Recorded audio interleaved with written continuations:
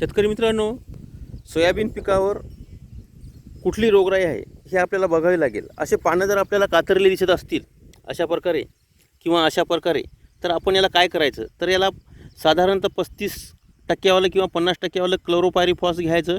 आपण इथं 40 मिली आणि सोबत M45 घ्यायचं. कारण कुठं कुठं आपल्याला आळी जाणवत आहे, हे बघा अशा प्रकारे आळी जाणवत आहे, तर त्यासाठी आपल्याला आळीसाठी आवश्यक आहे. तर अशा प्रकारे आपण फवारा जर घेतला तर आपल्याला आळीपासून तर नियंत्रण होईलच, त्यामुळे आपले पानं कातरले दिसणार नाही आणि रसशोषक किडी जर असेल तर ते पण कंट्रोलमध्ये होईल.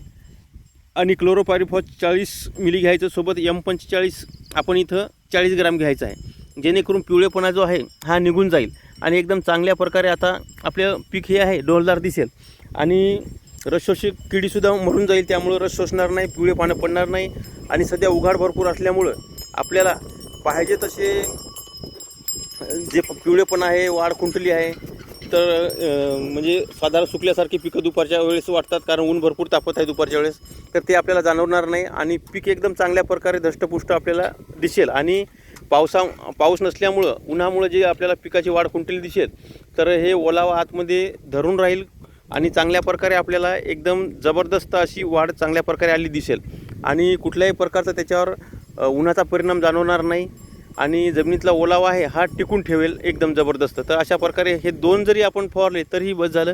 बाकी कुठले टॉनिक वगैरे फवारायची तेवढी काही आवश्यकता नाही.